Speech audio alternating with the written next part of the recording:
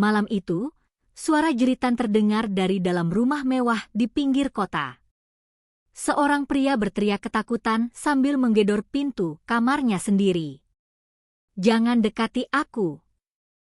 Siapa kamu?" Aneh, padahal di rumah itu, hanya dia yang tinggal bersama seorang pembantu perempuan yang sudah lama bekerja padanya.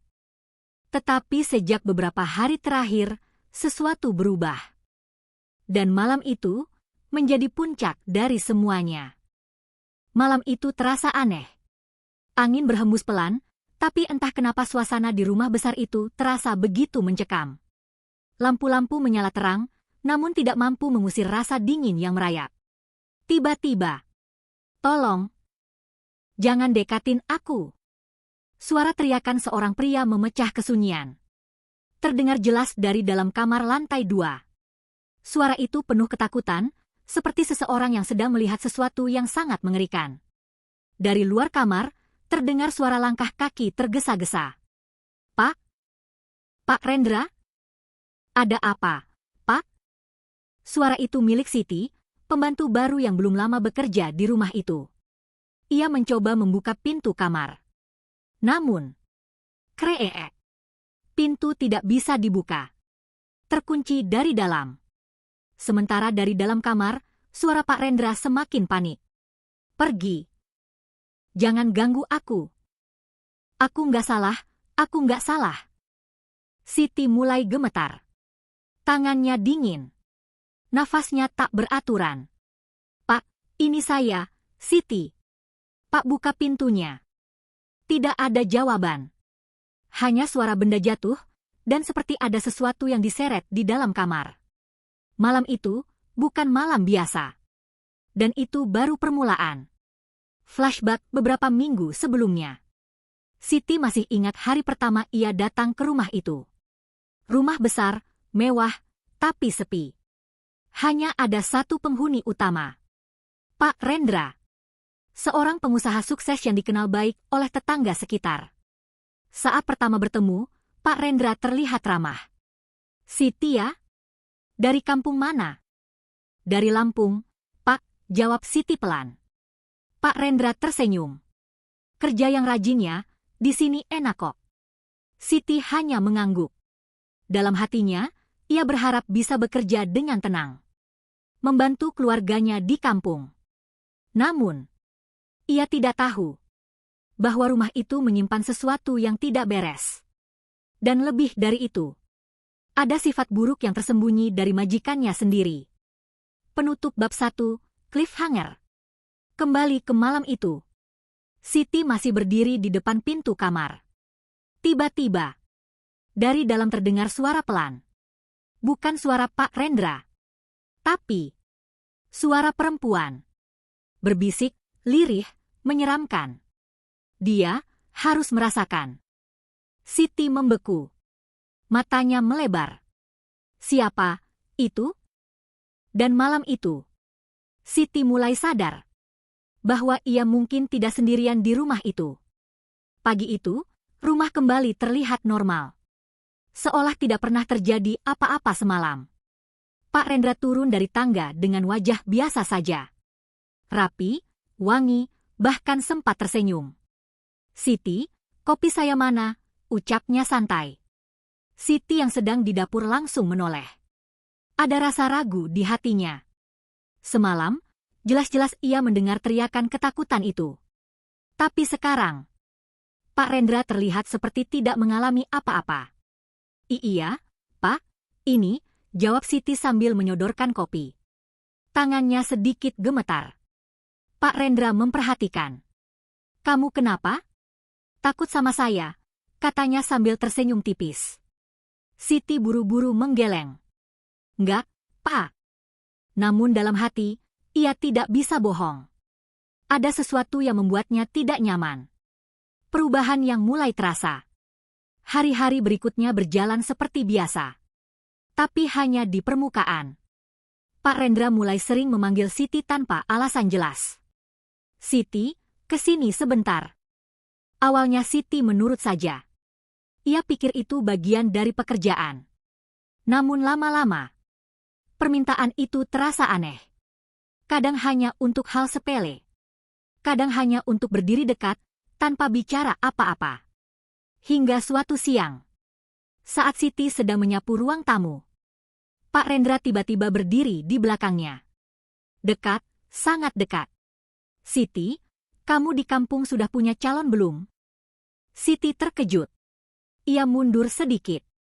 Belum, Pak, jawabnya pelan. Pak Rendra tersenyum. Tapi kali ini senyumnya terasa berbeda. Aneh ya, gadis seperti kamu masih sendiri. Nada suaranya berubah. Lebih pelan, lebih menekan. Siti semakin tidak nyaman. Mulai terlihat sifat asli. Sejak saat itu, sikap Pak Rendra semakin berubah. Ia mulai sering mencari alasan untuk menyentuh Siti. Kadang pura-pura mengambil barang. Kadang berpura-pura tidak sengaja. Tapi Siti tahu, itu bukan kebetulan. Suatu sore, saat Siti sedang mencuci piring, Pak Rendra datang lagi. Kamu capek ya? Sini saya bantu. Belum sempat Siti menjawab. Tangannya tiba-tiba disentuh. Siti refleks menarik diri. Pak, nggak usah, saya bisa sendiri. Pak Rendra tertawa kecil. Loh, saya cuma bantu kok, kamu ini sensitif amat. Namun tatapannya tidak seperti orang yang sekadar membantu. Ketakutan yang dipendam. Malam harinya, Siti tidak bisa tidur. Ia duduk di pojok kamar kecilnya. Matanya kosong, pikirannya kacau. Ia butuh pekerjaan ini. Keluarganya di kampung berharap padanya. Tapi di sisi lain, ia merasa terancam. Dengan suara lirih, Siti berdoa. Ya Allah, lindungi saya. Air matanya jatuh perlahan. Ia tidak berani cerita ke siapa-siapa. Karena di rumah itu, hanya ada dia dan majikannya. Penutup bab 2, cliffhanger. Malam semakin larut. Semua lampu sudah dimatikan. Siti akhirnya mencoba memejamkan mata. Namun, tiba-tiba, kreek. Pintu kamarnya terbuka sedikit. Perlahan. Seolah ada yang mendorong dari luar. Siti langsung bangun. Jantungnya berdegup kencang. Siapa? Tidak ada jawaban. Hanya suara langkah kaki. Masuk ke dalam kamar. Dan yang membuat Siti membeku. Langkah itu bukan langkah Pak Rendra. Malam itu, Siti tidak berani bergerak. Pintu kamarnya terbuka setengah. Angin tidak ada, tapi daun pintu itu bergoyang pelan. Langkah kaki terdengar jelas. Pelan, berat, mendekat ke arahnya. Siapa? Suara Siti bergetar. Tidak ada jawaban. Namun, ia merasakan sesuatu. Seolah ada yang berdiri tepat di samping tempat tidurnya. Siti memberanikan diri menoleh. Kosong. Tidak ada siapa-siapa. Tapi hawa dingin itu nyata. Ia langsung menarik selimut dan membaca doa dalam hati. Tak lama kemudian, langkah itu menjauh dan pintu kembali tertutup perlahan. Brak. Siti terlonjak. Malam itu, ia tidak tidur sampai pagi. Siang yang terasa berbeda. Keesokan harinya, wajah Siti pucat. Matanya sembab. Namun ia tetap bekerja seperti biasa. Saat sedang menyapu, Pak Rendra memperhatikannya dari jauh. Kamu sakit? Tanyanya. Siti menggeleng pelan. Enggak, Pak. Pak Rendra mendekat. Terlalu dekat. Kalau ada apa-apa, cerita sama saya, jangan dipendam. Kali ini suaranya terdengar lebih lembut. Tapi justru membuat Siti semakin tidak nyaman. Ia mundur satu langkah. Saya nggak apa-apa, Pak. Batas yang mulai dilanggar. Sore itu, rumah sedang sepi. Hanya ada Siti dan Pak Rendra. Siti sedang melipat pakaian di ruang keluarga. Tiba-tiba, Pak Rendra duduk di sebelahnya. Dekat sekali. Siti, ucapnya pelan. Siti berhenti melipat. Iya, Pak. Pak Rendra menatapnya lama. Kamu tahu nggak, dari pertama lihat kamu, saya sudah suka. Jantung Siti langsung berdegup kencang. Ia mencoba berdiri. Tapi, tangannya ditahan. Duduk dulu, santai aja, saya nggak jahat kok. Nada suaranya berubah. Tidak lagi seperti majikan. Lebih seperti seseorang yang memaksa. Pak, tolong, jangan seperti ini. Suara Siti mulai bergetar. Pak Rendra malah tersenyum. Kenapa takut? Di sini cuma kita berdua. Siti langsung menarik tangannya kuat-kuat. Air matanya mulai jatuh. Pak, saya kesini mau kerja, bukan yang lain. Suasana tiba-tiba sunyi. Pak Rendra terdiam. Wajahnya berubah. Dari senyum, menjadi kesal. Awal balasan yang tak terlihat. Sejak kejadian itu, Pak Rendra tidak lagi ramah. Ia jadi lebih dingin dan mudah marah. Namun, di saat yang sama, hal-hal aneh semakin sering terjadi. Malam itu, saat Pak Rendra sedang sendiri di kamarnya, ia mendengar suara cekikikan perempuan. Pelan, tapi jelas. Ia langsung bangkit. Siapa itu? Tidak ada jawaban. Ia membuka pintu, mengecek lorong. Kosong. Namun saat ia menutup pintu kembali, di cermin, sekilas, ia melihat bayangan seorang perempuan berdiri di belakangnya. Pak Rendra langsung menoleh. Tidak ada siapa-siapa. Nafasnya mulai tidak beraturan. Cuma halusinasi, gumamnya. Penutup bab 3, cliffhanger. Di kamar Siti, ia kembali berdoa sebelum tidur. Air matanya masih tersisa. Ya Allah, lindungi saya dari orang zalim. Tiba-tiba, angin dingin masuk dari jendela. Lampu berkedip. Dan di sudut kamar, untuk pertama kalinya, Siti melihat sosok itu. Perempuan berpakaian putih. Berdiri diam, menatap ke arahnya. Namun anehnya, tatapan itu bukan menakutkan. Seperti penuh amarah. Tapi bukan untuk Siti. Melainkan untuk seseorang yang lain. Sejak malam itu, Pak Rendra tidak lagi bisa tidur dengan tenang. Setiap kali memejamkan mata, ia selalu merasa diawasi. Bukan sekadar perasaan, tapi benar-benar seperti ada seseorang yang berdiri di dekatnya, mengawasi dalam diam. Teror yang semakin nyata. Malam berikutnya, jam menunjukkan pukul 2.13 dini hari. Pak Rendra terbangun tiba-tiba. Keringat dingin membasahi tubuhnya. Ia mendengar sesuatu. Suara langkah kaki di lorong. Pelan, teratur. Toh, toh, toh.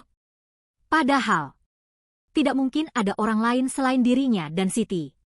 Dengan rasa kesal bercampur takut, ia membuka pintu kamar. Siapa itu? Suara langkah itu berhenti. Sunyi. Kosong. Namun saat ia melangkah keluar, lampu lorong tiba-tiba mati. Klik. Gelap total. Nafas Pak Rendra mulai memburu. Ah, paling listrik, gumamnya, mencoba menenangkan diri. Namun, di tengah kegelapan itu, ia mendengar suara perempuan. Dekat sekali di telinganya. Masih, belum sadar? Pak Rendra membeku. Tubuhnya kaku. Perlahan, lampu kembali menyala. Dan di ujung lorong, ia melihat sosok perempuan itu. Berdiri diam. Wajahnya pucat, rambutnya terurai. Dan matanya menatap lurus ke arah Pak Rendra. Ketakutan yang disangkal. Ini nggak mungkin, bisik Pak Rendra. Ia mengucek matanya. Saat dibuka lagi, sosok itu hilang. Namun sejak saat itu, ketakutan mulai menguasai dirinya. Ia jadi mudah marah. Sedikit-sedikit membentak Siti. Seolah ingin melampiaskan rasa takutnya. Siti mulai menyadari sesuatu. Di sisi lain, Siti juga merasakan hal yang sama. Namun berbeda dengan Pak Rendra. Sosok itu tidak mengganggunya. Bahkan, beberapa kali justru seperti melindunginya. Suatu sore, saat Pak Rendra kembali mencoba mendekat dengan cara yang tidak pantas, tiba-tiba, gelas di meja jatuh sendiri. Perang! Pak Rendra terkejut. Siti langsung menjauh. Dan di saat itulah, untuk sesaat, Pak Rendra melihat bayangan perempuan itu berdiri di belakang Siti. Seolah menjaga. Pak Rendra langsung mundur. Wajahnya pucat. Masa lalu yang mulai terkuak. Malam harinya, Siti tidak sengaja mendengar Pak Rendra berbicara sendiri di kamarnya. Suara itu terdengar panik. "Bukan salah saya, kamu yang mau sendiri." Siti yang penasaran, mendekat perlahan ke pintu. "Jangan ganggu saya lagi." "Itu sudah lama." Siti terdiam. Apa maksudnya? Hatinya mulai curiga. Jangan-jangan ini bukan pertama kalinya. Petunjuk yang menguatkan. Keesokan harinya, Siti memberanikan diri bertanya ke tetangga sebelah saat belanja.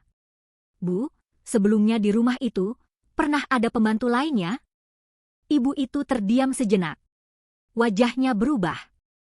"Pernah, beberapa kali, tapi nggak ada yang lama."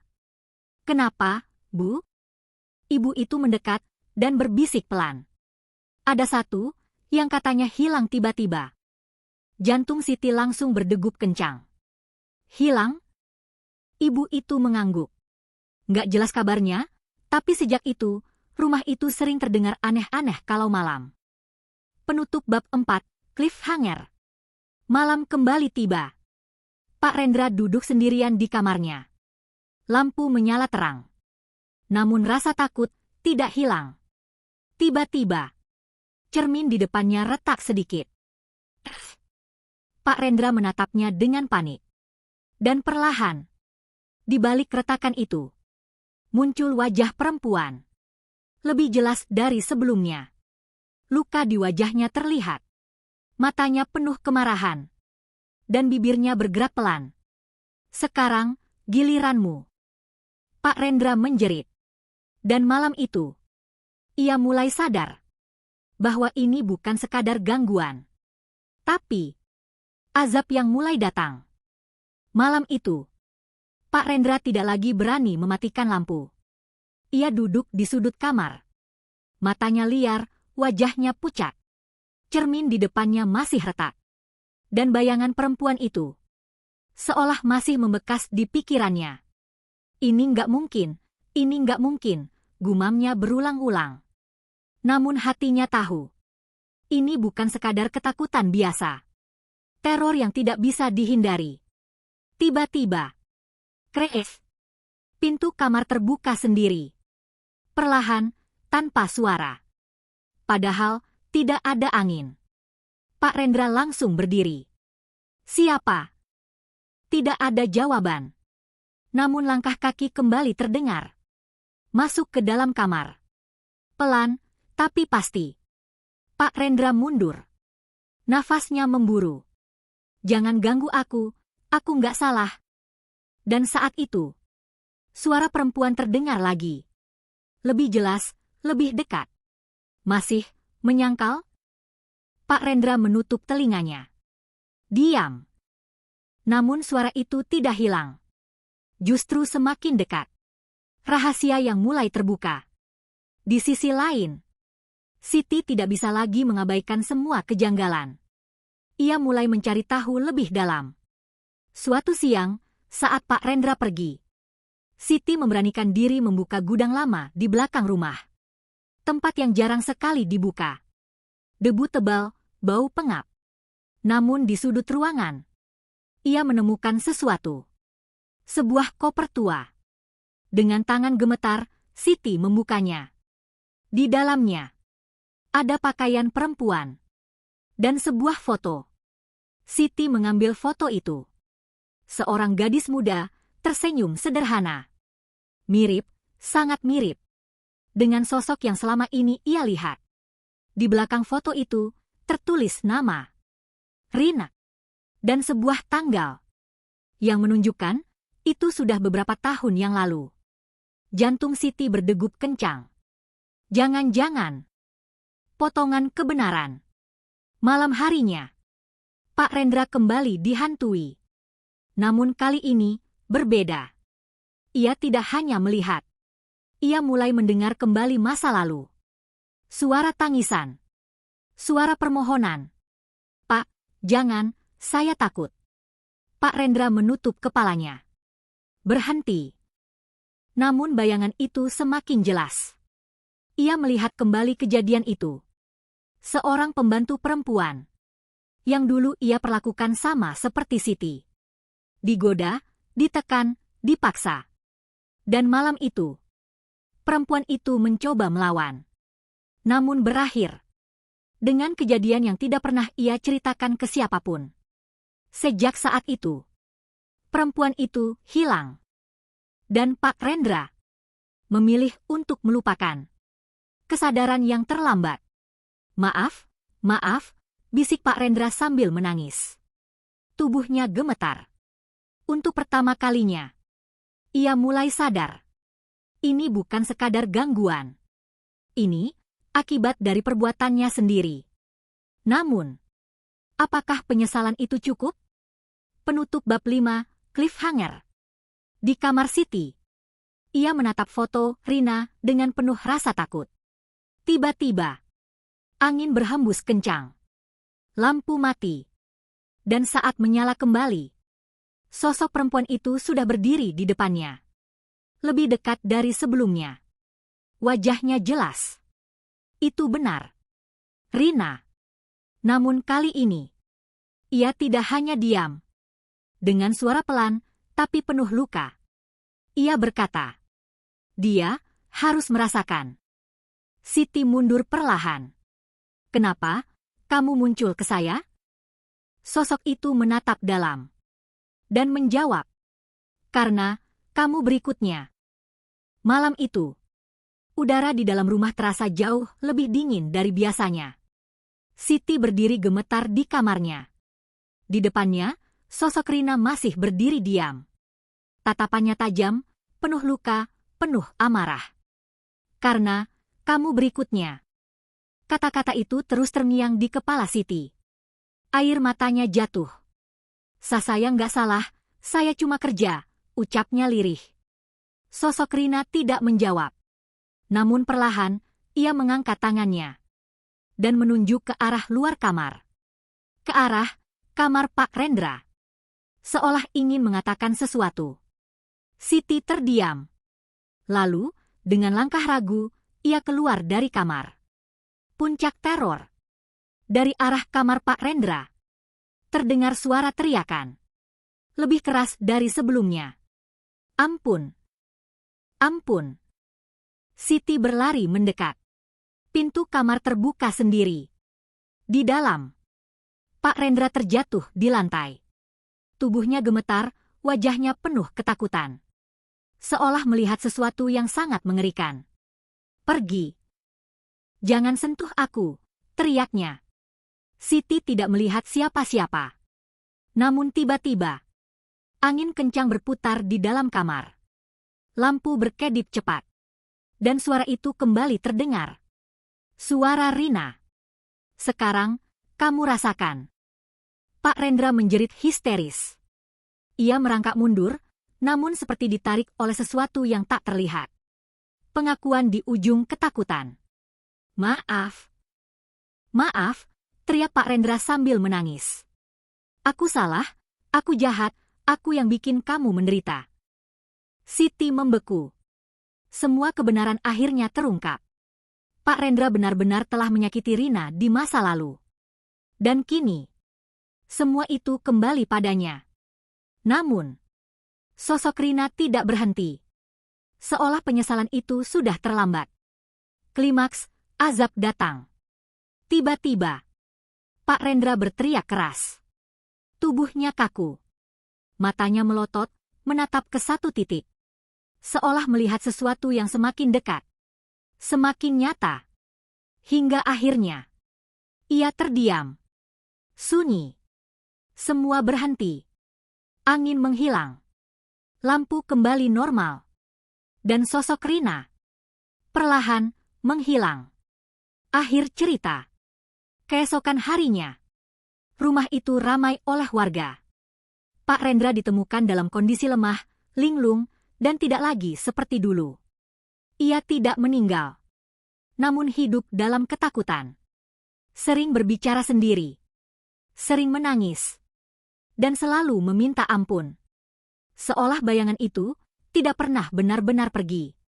Sementara Siti memilih pulang ke kampung. Ia tidak sanggup tinggal lebih lama di rumah itu. Namun sebelum pergi, ia berdoa, "Ya Allah, ampuni kami semua dan lindungi orang-orang yang lemah." Hikmah cerita, penutup dakwah santai. Dari kisah ini, kita belajar. Jangan pernah menyalahgunakan kekuasaan, apalagi kepada orang yang lemah dan tidak berdaya. Karena setiap perbuatan pasti ada balasannya. Kalau bukan hari ini, mungkin besok, atau di waktu yang tidak pernah kita sangka. Dan penyesalan sering datang ketika semuanya sudah terlambat. Terima kasih buat teman-teman yang sudah menyimak cerita ini sampai akhir.